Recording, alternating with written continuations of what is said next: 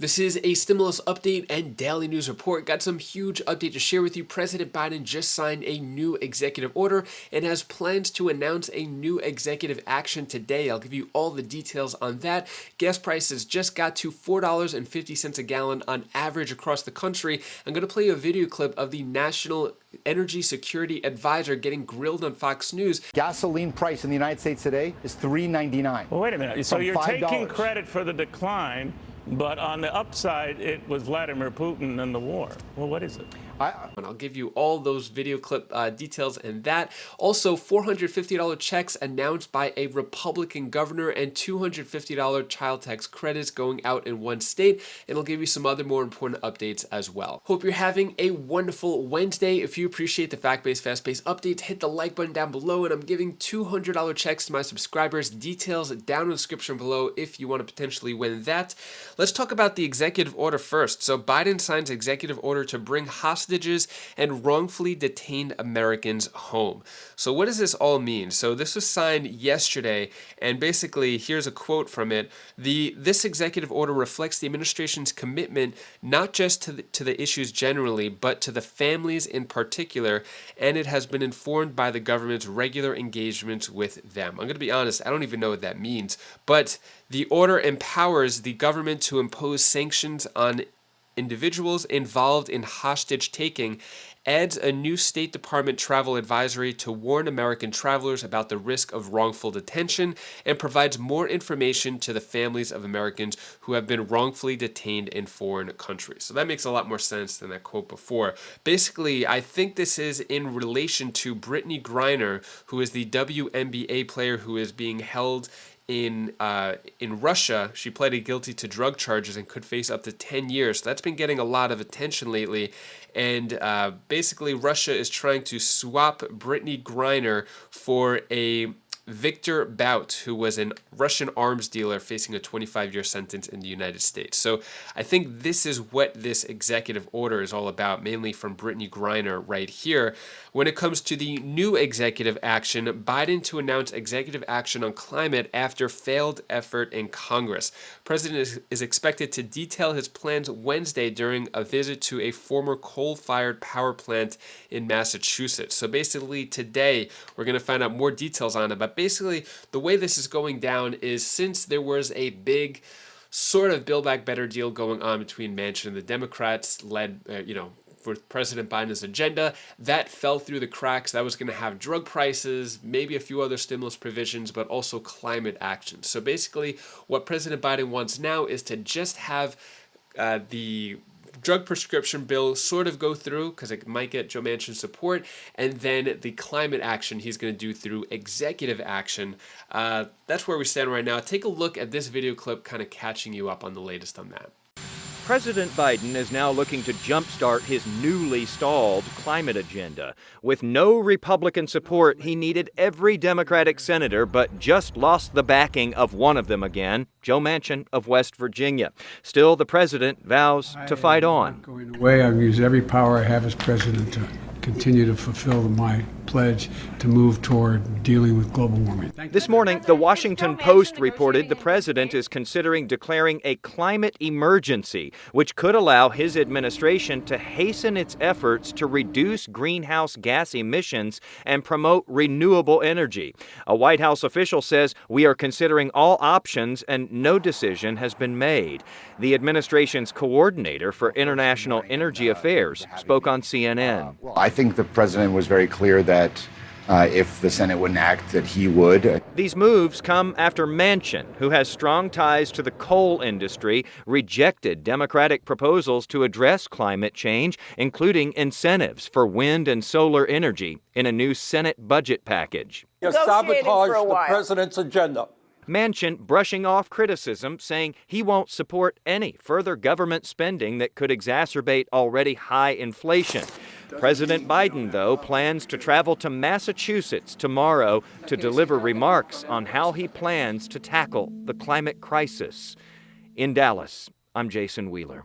What are your thoughts? Is this a good use for executive action, climate action? Is this a good idea, bad idea? Let me know your thoughts on that. The national average gas price falls price falls below $4.50 a gallon. So it's going lower and lower. Many days, I think almost 30 days or so in a row that the price has gone down. But the prices are still high.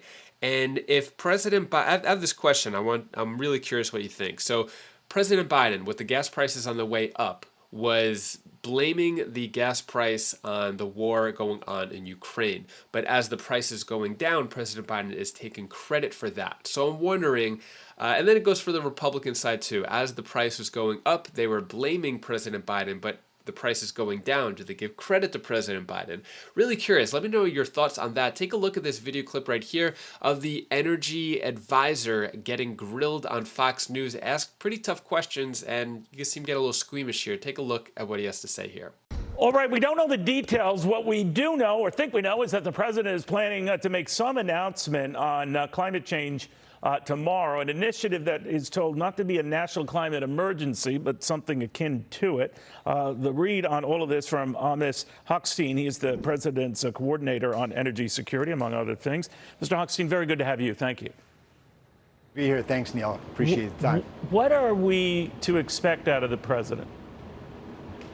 Well, I think the president's going to be, I'll let him speak to what he wants to announce, but I think that the important message is two things. One, we had a split screen this weekend, right? The president was in Saudi Arabia meeting with 9 of the Middle East leaders, discussing the strategies for the region, the interests of the United States, ceasefire in Yemen, and countering Iran. And today we have that split screen of President Putin going to beg for weapons and strengthening his alliance with Iran. And I think that puts things in real stark contrast to some degree to where the president was in Saudi Arabia to begin with. And as he comes back from the region, and he's going to be speaking tomorrow, it accentuates two things. We got to do two things at the same time. One, we got to make sure that we have enough oil and gas in the United States and the global economy to make sure that the economy grows and the prices for consumers come down. At the same time, we do need to accelerate the energy transition towards a cleaner and more renewable and more secure energy future in the United States. And I think we can do those two things at the same time. Can't you do both? I mean, because if you're limiting traditional fossil fuels, I mean, and still putting the pedal to the metal on some of these alternatives, is now the time to be doing them? Well, I think we have to do both, actually. We're not limiting production. What we're trying to say is that in the short and medium term, Neil, we have to make sure we have enough oil and enough gas, natural gas in the United States and around the world. And that's what we've been doing. Oil production in the United States today is higher than it was on average in the previous administration, and I believe that we're going to reach up well, there's a big difference in the prior production. Administration before COVID and after COVID, but you did also say it would be horrible to see the resurgence of coal. Why is that so horrible? It accounts for about a quarter of the energy we get out of utility plants, and they power up all those electric vehicles. Well, I think that we don't want to see the resurgence of coal because that is the most damaging fossil fuel of all to our future. And what we want to be able to see... Look at Germany. They're going knee-deep into it right now because they need it. Well, I don't want to be making the mistakes, repeating mistakes from other countries so that we get to a point where we need to do to bring back coal. I think why would coal be a mistake, especially when you combine with natural gas? I know you're not a fan of that, but those two energy sources alone account for more than half the power plants in this country. Get rid of both of them, you're in a pickle. Well, Neil, I think we can agree that most people don't want to see a resurgence of coal. I think as far as natural gas and oil... But they love their electric vehicles, right? And if coal is important to that, natural gas is important to that, they're the energy behind those cool vehicles. Give me 1 minute. I think that we want to see oil and gas grow in the United States at the moment and around the world. We want to counter the shortages that we've had in those fuels and to make sure that the economy can grow. Nobody's disputing that. In fact, the president has called on producers in the United States to increase production, and we've been working with OPEC and with producers around the world to make sure that we have those resources in the United States. What's in their interest to increase production when you go say that the future isn't them? And you actually ask for it from Saudi Arabia. It's weird, right? Well, Neil, I got to tell you that most producers actually understand that the future is in renewables and the future is in electric vehicles. It's just why why were you asking the Saudis to produce more oil? Saudi Arabia is actually investing in electric vehicles. here's an oil country that's investing in electric vehicles. Look at UAE, one of the largest producers in the world, actually investing in you're right on energy all of that. more So than you're almost right any on other all country. that. But by the same token, we learned that the president transition. asked the Saudis to increase oil production. And at the best, when they were all done, they kind of had the same reaction my dad used to ask. We'll see. So they didn't do that. Will That's they? actually, none of that is accurate, Neil. Actually, I was there. Had I was they? in those What did they meetings. commit to with The president, production? What did Neil, they say? I promise you I'll answer you if you let me. The president did not ask for oil production increases. We have a continued conversation with Saudi Arabia, with UAE, with Kuwait, with everybody else. And what did they say? In OPEC? Well, a few days Because I read before their the official president, statement. I promise you I'm going to answer you. Okay. A few days before the president announced his trip, OPEC announced that they were increasing production for July and August. There was a headline today already that Saudi's production is growing to an all-time high, its exports. And I've read their statements as well. We've worked with them very closely. I expect that we didn't meet with OPEC in this meeting this weekend, but there will be an OPEC meeting coming up. We'll see what they do. But I think that we have a common understanding between the producers of OPEC and the United States that the market needs to be supplied to the degree that it is necessary to support economic growth. So And you're look saying where they've we are. agreed Let's- to increase production. I didn't hear that, so, sir, I'll have to defer to you. But I do know that you were asking for the same kind of thing from the GCC, the Gulf Cooperation Council, Bahrain, Kuwait, Oman, UAE, all part of that. Did any or all of those countries similarly commit to increase oil production? Again, we did not have that conversation with those countries. The president did not make that request. However, I believe that when OPEC, as it did on June 1st, and made a increase in production already, a 50% increase in production for July and August, I believe that we'll see what happens in August. I believe that we have a common understanding of supplying the market. And look, Neil, it's really critical to understand. Just about a month ago, 5 weeks ago, we had oil prices at over $120. And all the analysts on your show and every other channel were saying we're going to 180. Some said 350. Gasoline was over $5 a gallon, and everybody said it's going to $6, $7, $8, and $9 a gallon. And instead, we're at $103 for oil, so $20 decline in oil. And gasoline, the average is $4.50 or $4.48 today. But I got to tell you, the most common gasoline price in the United States today is $3.99. Well, wait a minute. So you're $5. taking credit for the decline, but on the upside, it was Vladimir Putin and the war. Well, what is it? I think that we are in a war, and we have to continue to acknowledge that there's a ground war in Europe, with one of the parties in that ground war is the third largest producer in the world. That puts a lot of pressure on the risk premiums on oil and eventually on gasoline. So you think these prices will continue to decline? That you're quite right, 35, 36 straight days of that. So we'll watch closely. But I'd be remiss, sir, if you were in on that meeting, where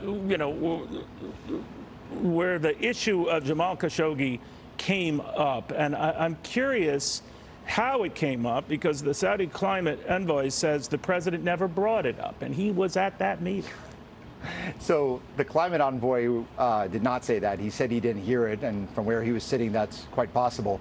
I will say that Well, were you closer to where the president was sitting when he brought this up with Mohammed bin Salman than the climate envoy? I heard the conversation. I can tell you I heard the conversation very clearly, and the Saudi ambassador to the United States actually gave her account of it as well, and talked about the fact that it was. I'll let her words speak for themselves. Sure. But the president raised Khashoggi, raised human rights more broadly. The Crown Prince engaged in the conversation.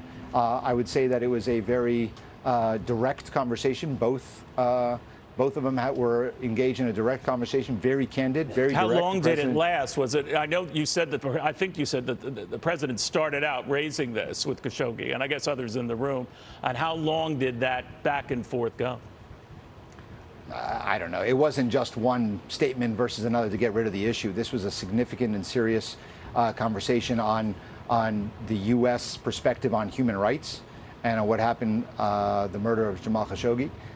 It was a serious conversation that both sides engaged in, quite a it was a significant conversation. I'm not going to go into how many minutes and so on. That's less relevant to go into that debate. But the president raised it very directly, as he always said he does. And I got to tell you that I've traveled with the president before. Human rights is almost always on the agenda. It's always on his plate and always on his concern. And because he believes it's not only his concern, it's the concern of the United States of America. It's the values that we stand for. So what are your thoughts on that? Sort of circled around a few answers there, but let me know your thoughts on all of that. Let's get into some stimulus news here. Stimulus check update as Florida Governor DeSantis sent out $450 child payments. So kind of rare you see a Republican governor send out checks. So what is this all about? Basically, Florida's foster and adoptive families are receiving a one-time payment of $450 per child in their care through an initiative called Hope Florida, a pathway to prosperity. The money to pay for the stimulus checks is coming directly from the budget signed off by Florida Governor Ron DeSantis, with $35.5 million going to support nearly 59,000 families in the state. So basically, this is going to help foster and adoptive families, 59,000 of them. It's going to cost $35.5 million, and they get $450 per child. Let me know, good idea, bad idea? Should this money also go out to maybe some seniors, people on SSDI, disability, our most vulnerable people in our society? Let me know your thoughts on that. Is this a good idea, bad idea? Also, speaking of like a child tax credit check type of thing, child tax credit 2022 update, direct payments of $250 per kid being sent out in 2 weeks. Do you qualify? So this is going on in Connecticut, where parents and guardians could receive $250 per child. If you're single, make less than $100,000.